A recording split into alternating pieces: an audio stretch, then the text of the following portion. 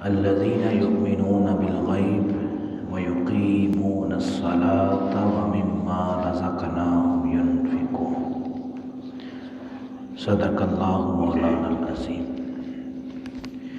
اللہم صل علی سیدنا مولانا محمد مبارک وسلم علیہ صلاۃ و سلام علیک یا سیدی یا رسول اللہ۔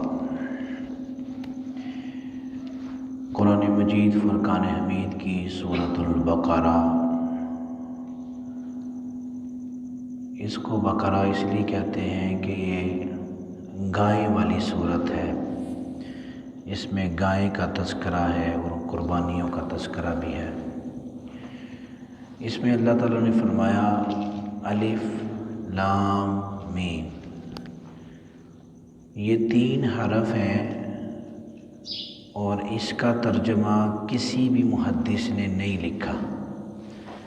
الف لام میم مطلب کیا؟ یا جانے والا جانے یا بلانے والا جانے، مطلب کسی کو نہیں ہے، اس کا پتہ نہیں۔ لیکن حضور نے فرمایا قرآن مجید اتنی فضیلت والا ہے کہ میں یہ نہیں کہتا کہ الف لام میم ایک حرف ہے، بلکہ الف ایک ہے، لام 2 ہے، میم 3 ہے۔ جو ایک حرف پڑھے گا اللہ 10 نیکیاں دے گا، جو 2 پڑھے گا 20 دے گا، جو 3 پڑھے گا 30 دے گا۔ اتنی برکت والی ہے یہ کتاب۔ آگے فرمایا ذالک الکتاب لا ریب فی، وہ بلند مرتبہ کتاب قرآن ہے، لا ریب فی، جس میں کسی قسم کے شک کی کوئی گنجائش نہیں ہے، یعنی کوئی شک کی جگہ نہیں ہے، اس میں کوئی گنجائش نہیں ہے۔ اور اس میں جو شک کرے گا ظاہر ہے وہ پھر مسلمان نہیں ہوگا۔ اس میں شک کرنا ہی نہیں ہے، نہ کتاب کے کلمات، کتاب کو نازل کرنے والے رب کی، رب العالمین کی خدائی کے اندر شک کرنا ہے، نہ جبرائیل علیہ السلام قرآن کو لاتے تھے اس جبریل امین کی ذات میں کوئی شک کرنا ہے، اور جس محبوب صلی اللہ علیہ وآلہ وسلم کے سینے پر اترا نہ اس میں کوئی شک کرنا ہے، اور پھر جس شہر مکہ اور مدینے میں اترا اس میں بھی کوئی شک نہیں کرنا ہے، اور پھر جس رات لیلۃ القدر کی رات میں اترا اس رات میں بھی کوئی شک نہیں کرنا ہے۔ کسی چیز میں بھی شک کی گنجائش یہاں نہیں ہے، جو کرے گا ظاہر ہے وہ ایمان سے خارج ہوگا۔ فرمایا اس میں کوئی شک کی جگہ نہیں، یہ کھلی کتاب ہے مومنین کے لیے۔ اور پھر آگے اس کتاب میں کیا ہے؟ ھدی للمتقین، اس میں ہدایت ہے۔ ہدایت اس کتاب میں سے کس کو ملے گی؟ ھدی للمتقین، جو اللہ سے ڈرتے ہیں۔ کن کو ہدایت ملے گی؟ جو اللہ سے ڈرتے ہیں، جو ڈر والے ہیں ان کو ہدایت ملے گی۔ جو اللہ سے نہیں ڈرتے ان کے لیے اس کتاب میں کوئی ہدایت نہیں ہے۔ اور پھر آگے فرمایا الذین یؤمنون بالغیب، اور ان کے لیے ہدایت بھی ہے۔ کن کے لیے؟ وہ جو بنا دیکھے، اللہ کو بھی نہیں دیکھا اور اس کے باوجود بھی خدا پر بھی ایمان لا رہے ہیں، مصطفیٰ پر بھی ایمان لا رہے ہیں۔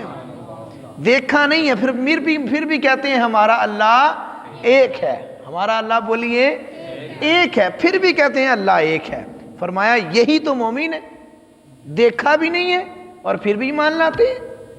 ایک شخص نے ایک بزرگوں کو کہا کہ آپ کہتے ہیں کہ اللہ رب العزت ایک ہے، اس نے زمین بنائی، آسمان بنائے، ستارے بنائے، سیارے بنائے، پرندے بنائے، چرند بنائے، ستارے بنائے، چاند بنایا، سورج بنایا، ہلا کو بنایا، فضا کو بنایا، خوا کو بنایا، ارض سماوات بنائے، اتنی بڑی چھت بچھا دی، بغیر پلر کے، بغیر ستون کے اتنی بڑی چھت کھڑی کر دی ہیں، اتنی بڑی زمین جو ہے اسے سبزے بھی اگا دیے، کہیں پانی رکھ دیا، کہیں سبزے اگا دیے، کہیں خشک علاقہ بنا دیا، کسی جگہ پہاڑ رکھ دیے ہیں۔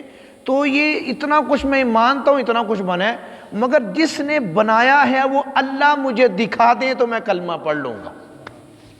کیا شرط رکھی؟ وہ اللہ کی ذات مجھے دکھائیں، اللہ دکھا دیں تو میں کلمہ پڑھ لیتا ہوں۔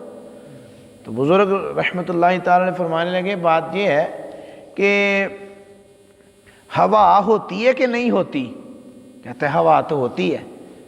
تو آپ نے فرمایا ہوا ہوتی ہے؟ جی ہوتی ہے۔ آپ نے فرمایا پھر وہا دے۔ فرمایا خوشبو ہوتی ہے کہ نہیں ہوتی؟ یہ ہوتی ہے۔ فرمایا خوشبو ہوتی ہے تو دکھا دے۔ خوشبو محسوس کی جاتی ہے، دیکھی نہیں جاتی۔ ہوا محسوس کی جاتی ہے، دیکھی نہیں جاتی۔ اور پھر تیسرا آپ نے فرمایا وہ تو بے عقل ہے، آؤٹ آف سینس ہے، تیرے اندر عقل ہی نہیں ہے۔ اس نے کہا مجھے بھرے مجمع کے اندر آپ نے بے وقوف کہہ دیا، بے عقل کہہ دیا، آؤٹ آف سینس کہہ دیا۔ آپ نے فرمایا تیرے اندر عقل ہے ہی نہیں۔ فرمایا سارے مجمع کے اندر مجھے کہہ دیا بے عقل۔ فرمایا اگر تیرے اندر عقل ہے تو وہاں، تیرے اندر عقل ہے تو دکھا۔ اس نے کہا نہیں جی عقل تو ہوتی ہے مگر دکھتی تو نہیں ہے نا۔